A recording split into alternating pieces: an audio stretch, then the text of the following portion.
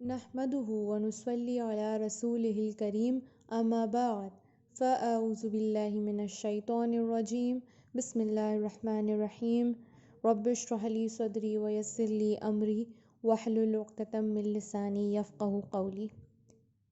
السلام علیکم ورحمۃ اللہ وبرکاتہ۔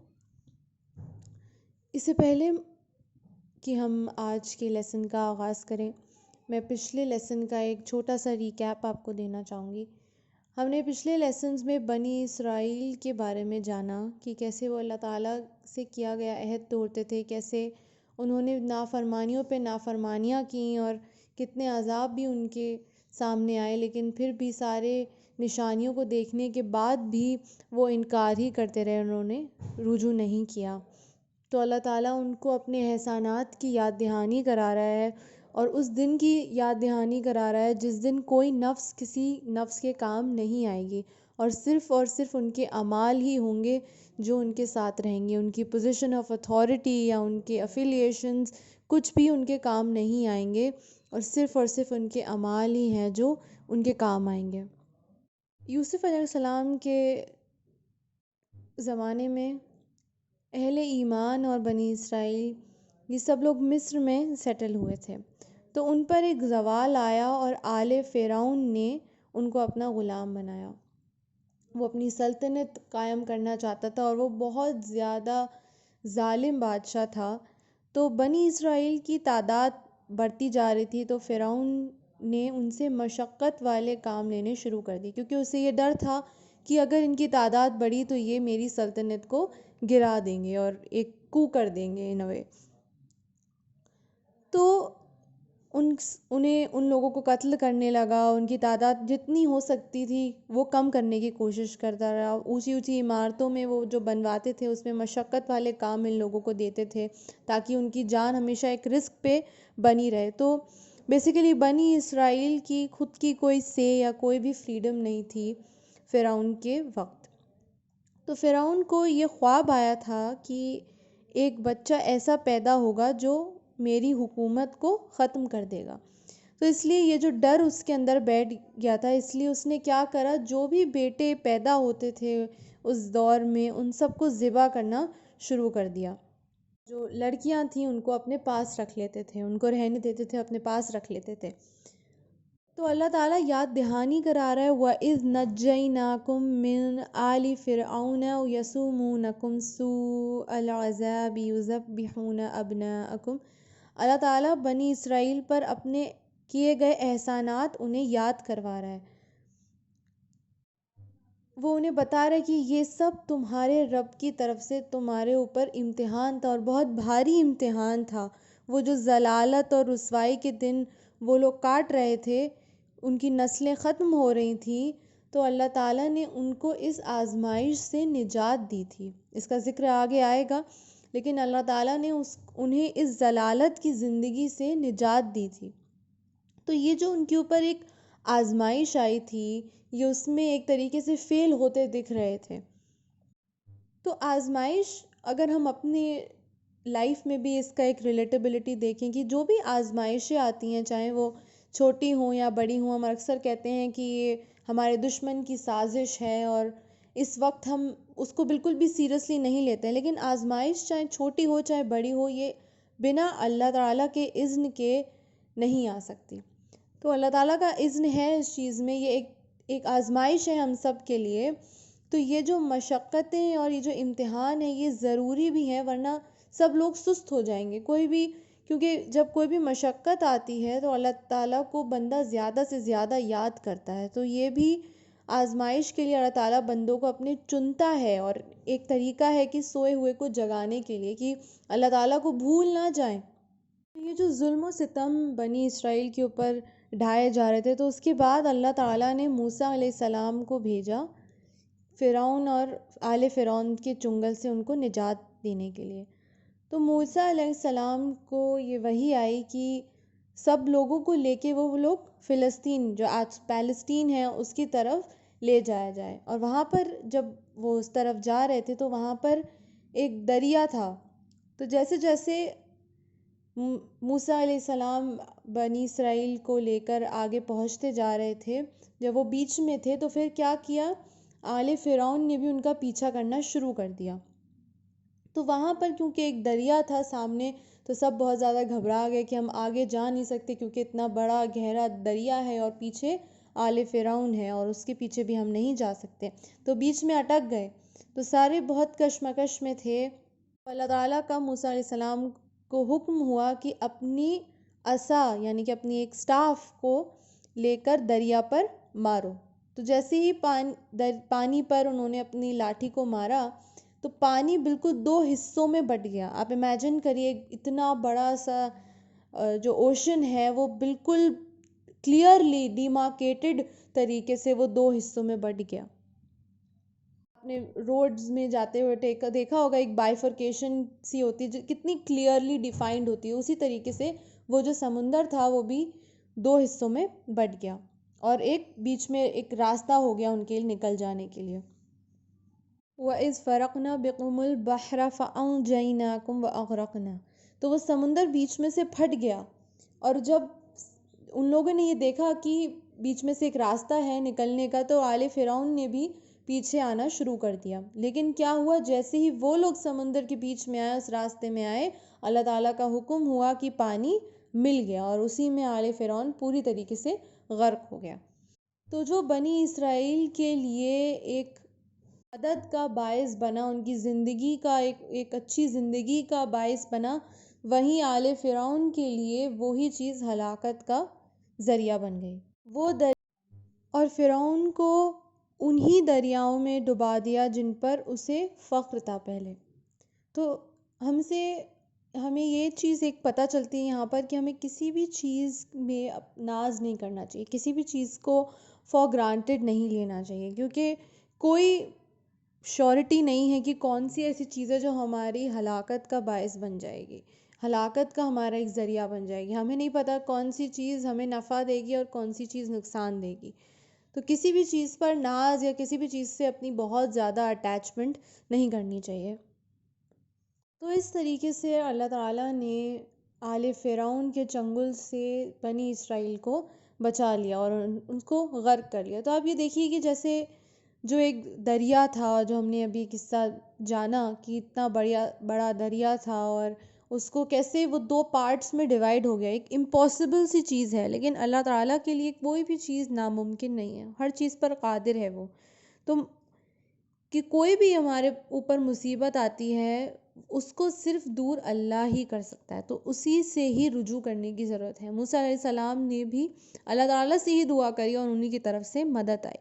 اور چاہے ہم کسی بھی جگہ پر ہوں، چاہے ہم سب سے ایک ڈیزرٹڈ آئیلینڈ میں ہی کیوں نہ چلے جائیں جہاں پر کوئی بھی لائف کی کوئی گنجائش آس پاس ہمیں نہیں دکھے، کوئی بھی جینے کا طریقہ، جینے کا کوئی بھی باعث یا کوئی بھی ریسورس ہمارے آس پاس نہ ہو، لیکن مصیبت سے نکالنے کے ہزار راستے ہیں اللہ تعالیٰ کے پاس۔ ہم ایک بھی نہیں ڈھونڈ سکتے جہاں، وہاں پر اللہ تعالیٰ ہزار راستے نکال کے مصیبت سے نکال دے گا انشاءاللہ تعالیٰ۔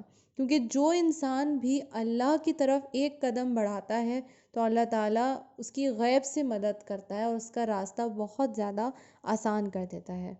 جب وہ اس دریا کو پار کر کے ان کی ایک نیا فیز شروع ہوا لائف کا، جس میں کہ ان کے پاس ایک اپنی فریڈم تھی اور اپنے دین کے حساب سے، اپنے ایمان کے حساب سے، اپنی بلیفز کے حساب سے وہ زندگی بسر کرنے کی ان کو اب ایک پرمیشن تھی، تو ایک نئی زندگی کی علمی شروعات کرنے کے لیے اللہ تعالیٰ نے موسیٰ علیہ السلام کو اپنے پاس بلایا، 40 راتوں کے لیے بلایا۔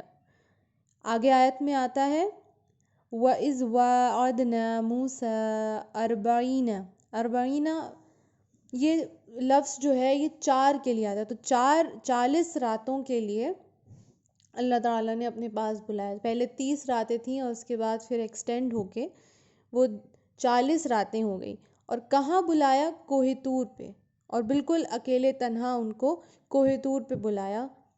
جب وہ وہاں گئے تب کیونکہ ان کے پیچھے جو بنی اسرائیل تھی وہ اب ایک لاوارث ہو گئے ایک طریقے سے، تو جب وہ وہاں گئے ہوئے تھے تو بنی اسرائیل نے بچھڑے کو یعنی کہ کاف کو اپنا معبود بنا لیا اور ان کی پوجا کرنے لگ گئے۔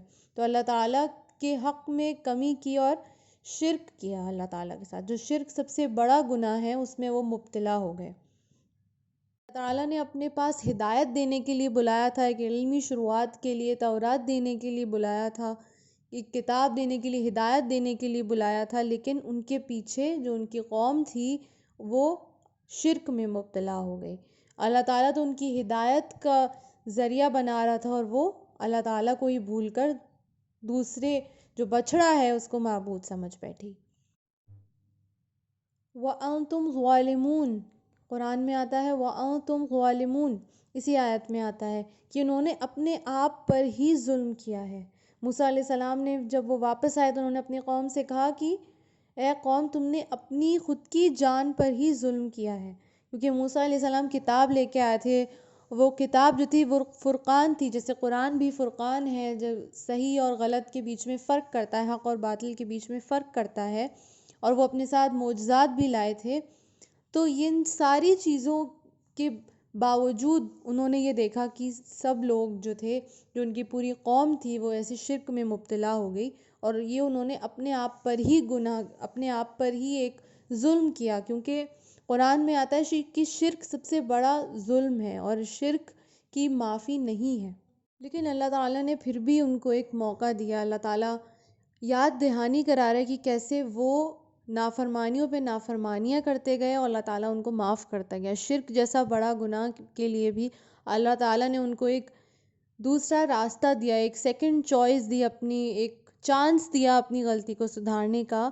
اور یہ اس کا کفارہ کیا تھا؟ موسیٰ علیہ السلام نے بتایا کہ جو لوگ ان بنی اسرائیل میں سے بھی، کیونکہ گروپس تھے نا، کچھ لوگ شرک میں بہت زیادہ مبتلا تھے اور کچھ لوگ ایسے تھے جو ان کو شرک کرنے سے روک بھی رہے تھے۔ یہاں تک کہ جب موسیٰ علیہ السلام کوہ طور پہ گئے تو وہ اپنے بھائی کو ان کا ایک وارث بنا کے چھوڑ گئے تھے، لیکن وہ کیونکہ بہت زیادہ انسنٹ تھے تو وہ ان کو یہ ڈر ہو گیا کہ بنی اسرائیل اتنی بڑی تعداد میں ہے تو وہ ان کا کہیں قتل نہ کر دے۔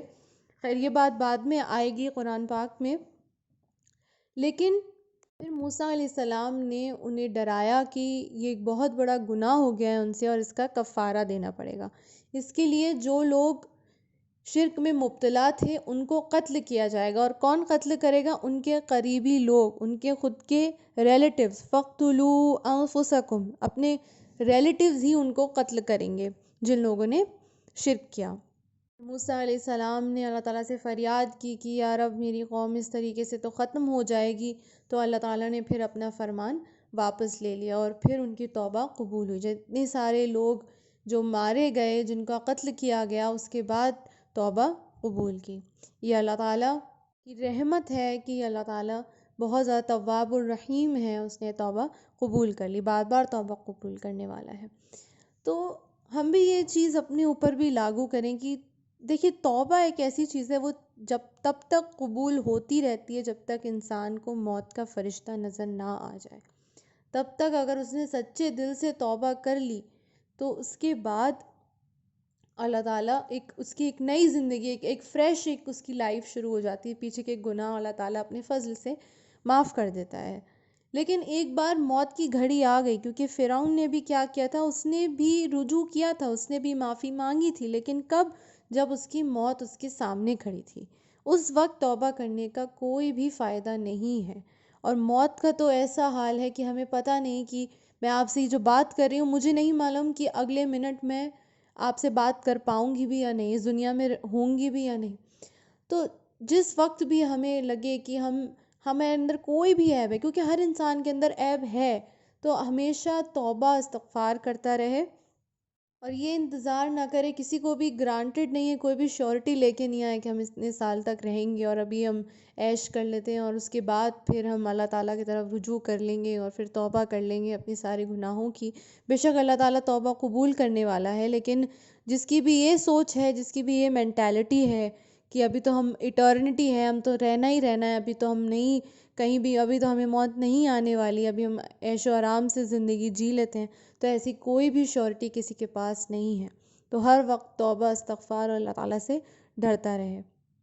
اس کے بعد وَإِذْ قُلْتُمْ يَا مُوسَىٰ لَن نُّؤْمِنَ لَكَ حَتَّىٰ نَرَى اللَّهَ اس کے بعد جو بنی اسرائیل تھی انہوں نے کہا کہ ہم تب تک نہیں مانیں گے کہ تم اللہ تعالیٰ سے، کیونکہ موسیٰ علیہ السلام تو اللہ تعالیٰ سے ہم کلام ہوتے تھے لیکن پردے میں، وہ اللہ تعالیٰ سے سن پاتے تھے اور اپنی بات کہہ پاتے تھے، بات چیت ہو پاتی تھی لیکن پردے میں. لیکن پھر قوم نے یہی کہا کہ ہم جب تک نہیں مانتے کہ تم اللہ تعالیٰ کے رسول ہو، جب تک ہم خود اللہ تعالیٰ کو نہ دیکھ لیں. تو یہ بہت بڑا گناہ انہوں نے اپنے سر مول لے لیا. اس کے بعد اللہ تعالیٰ کا ان کے اوپر غضب ہوا اور ایک بجلی ان کے اوپر گری اور اس کی ہولناک اتنی آواز تھی کہ اس سے سارے لوگ غرق ہو گئے، سارے لوگ ختم ہو گئے. ان کا ایک سوال تھا، یہ ان کے لیے مصیبت کا باعث بن گیا، ان کو موت کے گھاٹ اتار دیا گیا. صواعقہ کا لفظ جو ہے وہ بجلی کے لیے آتا ہے، کہ بجلی ایک بہت ہی ہولناک آواز کے ساتھ ان سب کے اوپر گری. اور پھر ثم بعثناکم من بعد موتکم لعلکم تشکرون، اس کے بعد ان کو پھر زندہ کیا گیا تاکہ کیا وہ شکر ادا کر سکیں اللہ تعالیٰ کا. کیونکہ اللہ تعالیٰ کی یہ جو انہوں نے جو ایک خواہش ظاہر کی تھی، بنا اپنی حدوں کو سمجھے، بنا اپنی حدوں کو پہچانے، جو یہ انہوں نے خواہش اپنی ظاہر کر دی بنا کچھ سوچے سمجھے، تو اس لیے ان کو موت کے گھاٹ اتارنے کے بعد پھر ان کو زندہ کیا گیا تاکہ وہ شکر ادا کر سکیں اللہ تعالیٰ کا، تاکہ ان کو واقعی یقین ہو کہ وہ اب تک جس شرک میں اور جن باتوں میں اور جس حق کی کمی میں وہ مبتلا رہے، وہ سب ان کی بہت بڑی بھول تھی اور وہ اللہ تعالیٰ کا شکر ادا کر سکیں. جب انہوں نے ایک موت کا مزہ چکھ لیا اور پھر جب ان کو زندگی ملی تو وہ اللہ تعالیٰ کا شکر ادا کر سکیں. تو انشاءاللہ آج جو ہم یہاں سے اٹھیں یہ سن کے، تو انشاءاللہ تعالیٰ توبہ کی کوشش کریں، زیادہ سے زیادہ استغفار کی کوشش کریں اور غرور اور ہر طریقے کے تکبر سے پرہیز کریں اور اللہ تعالیٰ کا جتنا شکر ادا کر سکتے ہیں اتنا ادا کریں.